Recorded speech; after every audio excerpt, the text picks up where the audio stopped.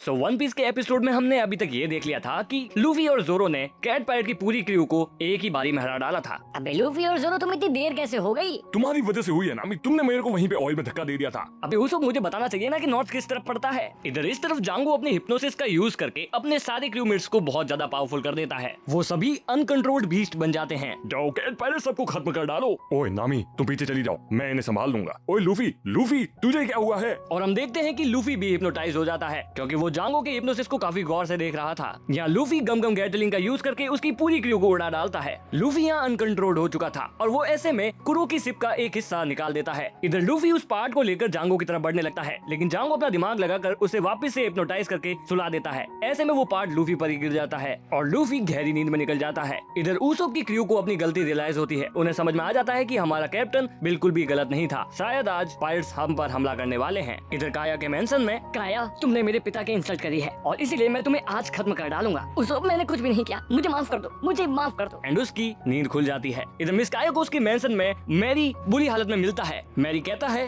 Usopp सही था miss काया, वो क्लाडोर एक पायरेट है, उसने मुझे मारने की कोशिश करी। नहीं नहीं तुम झूठ बोल रहे हो मैरी, कह दो कि ये झूठ है। मैं झूठ नहीं बोला मिस काया, मैं सही बता रहा हूँ। यहाँ काया को रियलाइज हो जाता है कि उसने उसोप पर विश्वास न करके एक बहुत बड़ी गलती कर दी है। इधर मैरी काया से कहता है मिस काया अब आप ही इस विलेज को बचा सकती हैं क्योंकि वो आपकी संपत्ति के पीछे पड़ा है। अगर वो आप उसे दे दो तो शायद वो हमारे गांव को छोड़ दे और सबसे बड़ी बात वो आपकी जान भी ले सकता है। अगर तुम उसे अपनी संपत्ति दे दोगी तो शायद वो तुम्हें भी छोड़ देगा। लेकिन मिस काया को लगता है कि क्लाडोर एक अच्छा इंसान हो सकता है, तो शायद वो उससे एक बार बात करके जरूर देखना चाहेगी। आई डोंट नो इतना सच जानने के बाद भी मिस काया के पास इतनी ब्रेवरी कहाँ से आ रही है। इधर काया क्लाडोर को ढूंढने के लिए बाहर निकल पड़ती है। इस तरफ जांगो लगभग फाइट हार चुका था, लेकिन तभी उसे अपने ट्रम्प कार्ड याद आते हैं जिनका नाम था मियाओ ब्रदर्स। वो दिखने में तो काफी अजीब थे। यहाँ जांगो कहता है सियाम बूची जाओ उन लड़कों से जाके लड़ो क्योंकि ये हमारे रास्ते का कांटा बन गए हैं। वो जोरो को देख के कहते हैं अरे नहीं नहीं नहीं बॉस, हम उससे नहीं लड़ सकते, वो तो काफी ज्यादा ताकतवर दिख रहा है। इधर श्याम रोने का नाटक करता हुआ जोरो के पास पहुंच जाता है और सीधा ही उस पर अटैक कर देता है। ओए लड़के, मैं तो मजाक कर रहा था, तू जितना दिखता है उतना स्ट्रॉन्ग नहीं है, देख तेरी दोनों तलवार मेरे पास में है। इधर वो जोरो की 2 तलवार लेकर पीछे फेंक देता है। अब जोरो पर केवल 1 तलवार बची थी। इधर जोरो उसे बीच से काट देता है और अपनी तलवार लेने के लिए आगे बढ़ता है, लेकिन हम ये देखते हैं कि श्याम बिल्कुल ठीक होता है और वो जोरो के ऊपर आ जाता है। ओए लड़की, तू हमें ऐसे नहीं मार सकता, हमारे रिफ्लेक्सेस एक बिल्ली की तरह हैं। इधर बूची उस पर अपना फाइनल मूव देने का ट्राई करता है, लेकिन जोरो कैसे भी करके उसे डॉज कर लेता है। तब वो कहता है अगर इस बंदे का एक भी मुंह मुझे लगता तो शायद मेरी हड्डियां पाउडर बन जाती। इधर वो दोनों जोरो पर एक साथ हमला करते हैं। ओए उसोप, तुम क्या कर रहे हो? टेंशन मत लो नामी, इन दोनों को तो मैं सबक सिखाता हूँ। उसोप अपना वार जोरो पे कर देता है। यहाँ जोरो डिस्ट्रैक्ट हो जाता है। ऐसे में वो दोनों भाई जोरो की छाती पर बहुत बड़ा स्क्रैच मार देते हैं। ओए बेवकूफ, जोरो पर हमला क्यों कर रही हो? अरे मैंने नहीं किया, उसने खुद ही ये हमला अपने ऊपर लिया है। देखो जोरो नहीं चाहता था कि इन दोनों में से कोई भी उसोप पर हमला करे, तो वो यहाँ पर इन दोनों को खुद अकेला हैंडल करेगा। इधर नामी निकल जाती है जोरो के स्वॉर्ड लेने और उसकी हेल्प करने, लेकिन वो उसकी स्वॉर्ड लेती उससे पहले ही जांगो आके अपने इंस्ट्रूमेंट से नामी पर बड़ा जोर का घाव दे देता है। इधर तब तक यहाँ पर कुरो भी आ जाता है। वो कहता है आज हमारा इतना इम्पोर्टेंट दिन था और तुम इन बच्चों के साथ में मजाक कर रहे हो। तुम एक बच्चे को नहीं हरा पा रही तो तुम खा के इस गाँव को जीतोगे। इस पर जांगो कहता है लेकिन बॉस, तुमने ही तो कहा था कि ये बच्चे हमारे रास्ते का रोड़ा नहीं बनेंगे। हाँ मैंने कहा था, लेकिन इसका मतलब तुम एक बच्चों से हारोगे। तुम सभी बहुत ज्यादा घटिया हो। ये बात मियाओ ब्रदर्स के दिल पे लग जाती है और वो सीधे ही अपने कैप्टन पर हमला कर देते हैं। लेकिन गैस व्हाट, वो उस पर हमला नहीं कर पाते क्योंकि उससे पहले ही वो डॉज कर लेता है। उसकी स्पीड बहुत ज्यादा तेज होती है। तुम मुझे मारोगे बेवकूफों। स्पेशल टेक्निक का नाम था पुसी फुट मैन्यूवर। इसमें कुरो के पांवों की मूवमेंट काफी तेज हो जाती है। ऐसे में वो दोनों मियाओ ब्रदर्स को पकड़ लेता है, लेकिन उन लोगों को मारता नहीं, बल्कि ये कहता है कि तुम्हारे पास सिर्फ 5 मिनट है। यहाँ जितना भी खेल तुमने बिखेरा है उसे समेट के निकल जाओ। उनके प्लान का रोड़ा सिर्फ अभी जोरो था, उसे हराकर वो जीत सकते थे, लेकिन तभी यहाँ पर नामी भी मौके का फायदा उठाकर जोरो को उसकी स्वॉर्ड लौटा देती है। टाइगर, इस मूव से वो दोनों ही मियाओ ब्रदर्स हार जाते हैं। अबे ये तो राक्षस है, इसे 5 मिनट में कैसे जीतेंगे हम। लेकिन जांगो अपना दिमाग लगाकर एक बार फिर बुच्ची को हिप्नोटाइज करके खड़ा कर देता है। इधर नामी लूफी की तरफ भागते हुए कहती है यही मेरा चांस है, मुझे लूफी को उठाना होगा, अदरवाइज हम ये मामला हार जाएंगे। लेकिन जांगो इसे देख लेता है। वो तभी नामी की तरफ अपना हिप्नोसिस ऑब्जेक्ट फेंकता है। वो काफी ज्यादा शार्प था, वो नामी का गला काट सकता था। तभी वो लूफी को उठा देती है, लेकिन नामी को कुछ होता उससे पहले ही लूफी उठ जाता है और उसे धक्का देके उस चक्रम को अपने मुंह से रोक लेता है और उसे फाइनली तोड़ भी देता है। यहाँ नामी की चोट उसे काफी ज्यादा दर्द दे रही थी। इस बात से लूफी थोड़ा पम्प्ड अप हो जाता है। अब लूफी उनकी तरफ बढ़ने लगता है। इस तरफ जांगो कहता है बुच्ची तुम इस हरे वाले लड़के को संभालो और मैं उस लड़के को संभालता हूँ। इधर यहाँ पर हम देखते हैं कि काया भी वहाँ आ जाती है और वो सीधा ही कुरो के पास बढ़ने लगती है, लेकिन कुरो तभी उस पर अपनी तलवार चढ़ा देता है, लेकिन उससे पहले ही उसोप उसे बचा लेता है। इधर काया उसोप से कहती है, उसो, मैंने तुम्हारे साथ बहुत बुरा किया, फिर भी तुम मेरी हेल्प कर रहे हो, आखिर ऐसा क्यों? इधर मिस काया क्लाडोर को रोकने के लिए एक ऑफर देती है। वो कहती है कि तुम मेरी सारी संपत्ति ले लो, लेकिन यहाँ से चुपचाप चले जाओ। बट इस पर कुरो इनकार कर देता है। वो कहता है कि यार मुझे अब तुम्हारी संपत्ति में इतना इंटरेस्ट नहीं रहा, बल्कि मुझे अब लड़ाई करके तुम्हारी संपत्ति को जीतना है। देखो मिस काया, मैंने 3 साल तक लोगों का ट्रस्ट जीता है। अब तुम्हें लगता है कि मैं अपनी मेंटल पीस खराब करूंगा, और इसीलिए मैं लोगों का विश्वास तो नहीं तोड़ूंगा। तो तुम्हें यहाँ मरना भी होगा और अपनी विल साइन भी करनी होगी। इधर घबराहट में मिस काया उस पर बंदूक तान देती है, लेकिन तभी कुरो अपना दिमाग चलाने लगता है। वो मिस काया को अपनी पुरानी यादों के बारे में बताने लगता है और उसे इमोशनली कमजोर करने लगता है। मिस काया, लाओ ये बंदूक मुझे दे दो ताकि मैं तुम्हें मार पाऊँ। वो उसकी गन लेके नीचे गिरा देता है और कहता है, इधर ऊसोप गन उठा के कुरो पर चला देता है, लेकिन कुरो भी काफी तगड़ा था। वो उसे डॉज कर देता है और ऊसोप के कंधों पर अपनी तलवार रख देता है, लेकिन तभी लूफी का फिस्ट उड़ता हुआ सीधा कुरो के मुंह पर आके लगता है। इधर उसके गिरते ही हम ये देखते हैं कि ऊसोप पायरेट भी आकर उस पर वार करने लगते हैं। इससे ज्यादा कुरो की बेइज्जती कभी और नहीं हुई होगी। वो कुछ और ज्यादा करते उससे पहले ही कुरो खड़ा हो जाता है, लेकिन कुरो उन्हें कुछ भी नहीं करता, बल्कि ऊसोप को एक बहुत जोर की किक मारता है और कहता है, ओए लड़के, तेरा ये पंच मुझे बहुत जोर का लगा है। लगता है तेरे पास भी कोई डेविल फ्रूट की पावर है। हाँ, मैंने गम गम डेविल फ्रूट खाया है। कुरो कहता है, जांगो,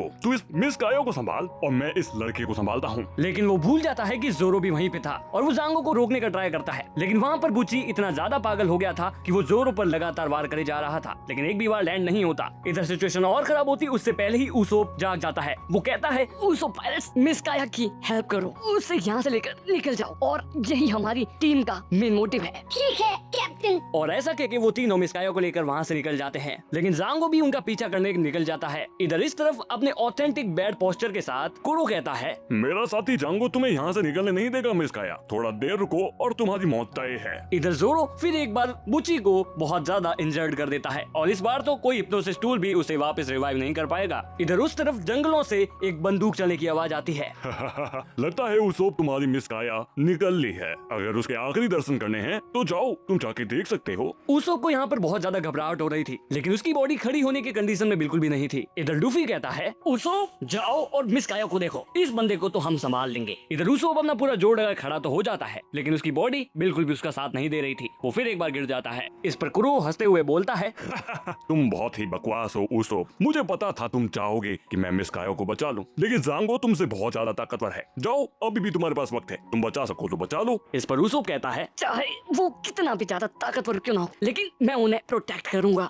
मैं हूँ captain Usopp, brave warrior of the sea, and मैं उन लोगों पर आज तक नहीं आने दूंगा। इधर जोरो डिसाइड करता है कि वो उसोप को जांगो के पास लेके जाएगा और मिस काया को उनके चंगुल से बचाएगा। सो इधर हम देखते हैं कि लूफी और कुरो की फाइट स्टार्ट हो जाती है और ये दोनों ही एक दूसरे के वारों को काफी अच्छे से डॉज करे जा रहे थे। इधर लूफी कुरो पे कई सारे वार करने का ट्राई करता है, लेकिन कुरो हर वार को डॉज करे जा रहा था। यहीं लूफी गम गम पिस्टल मूव देने का ट्राई करता है, लेकिन कुरो उसके हाथ पर ही खड़ा हो जाता है और उसी के हाथ पर भागता हुआ उसके मुंह पर बहुत जोर की लात मारता है। देखा हमारे कैप्टन कुरो कितने ज्यादा ताकतवर हैं। बहुत बढ़िया कैप्टन कुरो, लगे रहो। तभी कुरो इस पर कहता है, मुझे कुरो नाम से मत बुलाओ, मैं कुरो नाम से परेशान हो गया हूँ। पूरे टाइम बस गवर्नमेंट के लोग मुझे पीछे पड़े रहते हैं या कोई बाउंटी हंटर, मैं उन सब से बहुत परेशान हो गया हूँ। जहाँ हम कुरो के पास्ट का सीन देखते हैं, नेवी, वो भी हफ्ते में 3 बार। इस पर जांगो कहता है, अब पायलट बने हैं तो इन्हें भी संभालना ही होगा। अब आपका नाम भी इतना बड़ा हो गया है तो लोग तो आपके पीछे पड़ेंगे ही। सही कहा तुमने जांगो, ये नाम ही मेरी प्रॉब्लम बन चुका है। इस नाम की वजह से लोग मेरे पीछे आ रहे हैं और इन सब से मैं परेशान हो गया हूँ।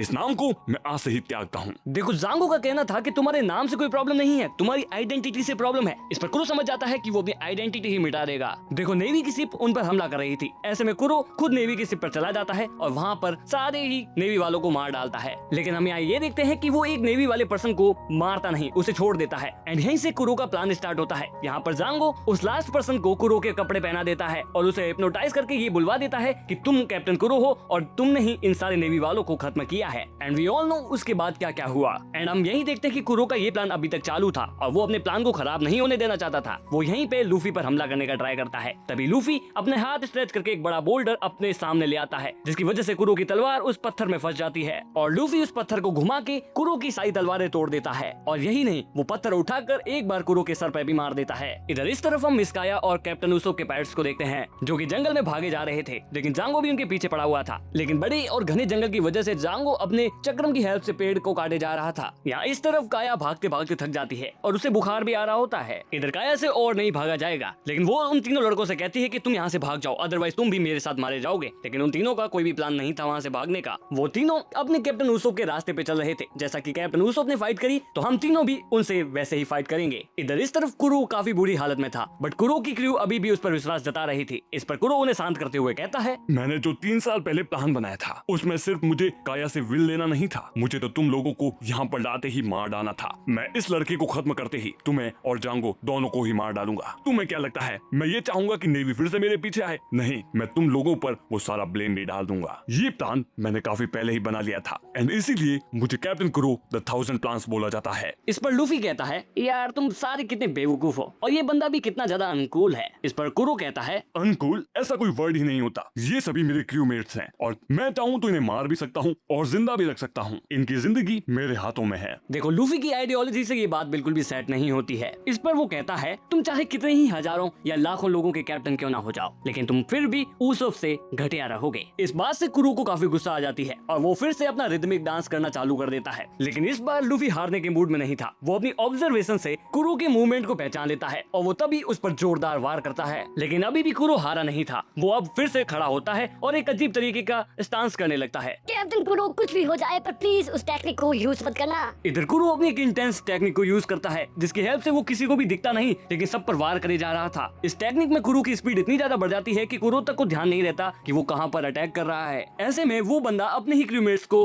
मारे जा रहा था। लूफी पर भी एक दो वार होते हैं लेकिन लूफी यहाँ पर समझ नहीं पा रहा था कि आखिर ये सारा लफड़ा है क्या। यहाँ कुरो लूफी पर बहुत जोर जोर के वार करे जा रहा था लेकिन लूफी को इतना गुस्सा आ रहा था कि वो अपने ही क्रूमेट्स पर वार क्यों कर रहा है। ऐसे में लूफी कुरो की मूवमेंट पहचान लेता है और उसे पकड़कर जोर से नीचे गिरा देता है। इधर कुरो कहता है, लगता है लड़के तुझे कुछ कहना है। हाँ, मैं तुम जैसा आदमी कभी भी नहीं बनना चाहूंगा और तुम बन भी नहीं पाओगे। तुम्हें क्या लगता है तुम जैसा एक छोटा बच्चा मेरे जैसा महान पायलट बन पाएगा? और बड़ी बात, तुझे लगता है कि तू मुझ जैसा इंसान बन पाएगा? पर तू यहाँ आज मारा जाएगा। यहाँ कुरो फिर से अपनी वही टेक्निक यूज करना चालू कर देता है। इधर इस तरफ ऊसोप की क्रू जांगो के सामने सरेंडर करने का नाटक करती है। जांगो कहता है, तुम बच्चों को क्या लगता है मैं तुम्हारे झांसे में आ जाऊंगा? और वो आ भी जाता है। वो सीधा ही एक रस्सी के थ्रू नीचे गिर जाता है और उसके बाद ऊसोप की क्रू उस पर लगातार वार करते ही जाते हैं। लेकिन उन तीनों का ये प्लान भी ज्यादा देर तक नहीं चलता। जांगो उन्हें पकड़ पकड़ के फेंक देता है। इधर उन बच्चों की हालत देख के मिस काया भी बाहर आ जाती है। इधर काया को लगता है कि वो अपनी विल लिख के दे देगी तो शायद जांगो उन्हें छोड़ देगा और या फिर उसको भी मार दे तो इन बच्चों को तो छोड़ ही देगा। लेकिन जांगो का कोई भी प्लान नहीं था उन तीनों को छोड़ने का। ऐसे में मिस काया जांगो का चक्रम उसके हाथों से लेकर अपने गले पर रख देती है और वो कहती है, देखो जांगो अगर मैं मर गई तो तुम्हारे लिए कोई भी विल नहीं लिख पाएगा। लेकिन काया का प्लान ही ज्यादा देर तक नहीं चलता, इसीलिए उसे अपनी विल को राइट करना पड़ता है। बहुत बढ़िया काया, तुमने विल अपनी राइट कर ली है और देखो अब मुझे तुम्हें हिप्नोटाइज करने की भी जरूरत नहीं पड़ी। लेकिन अब तुम्हें मरना होगा। लेकिन वो उसे कुछ करता है उससे पहले ही यहाँ पर जोरो आ जाता है। सो गाइस आज हम इतना ही रखते हैं। अगर तुम्हें वीडियो पसंद आई हो तो वीडियो को लाइक करना, चैनल को सब्सक्राइब करना। हम थोड़ा और स्पीड बढ़ाएंगे इस एक्सप्लेनेशन की, लेकिन आज के लिए बस इतना ही। मैं मिलता हूँ तुमसे जल्दी अगली वीडियो में, तब तक के लिए बाय।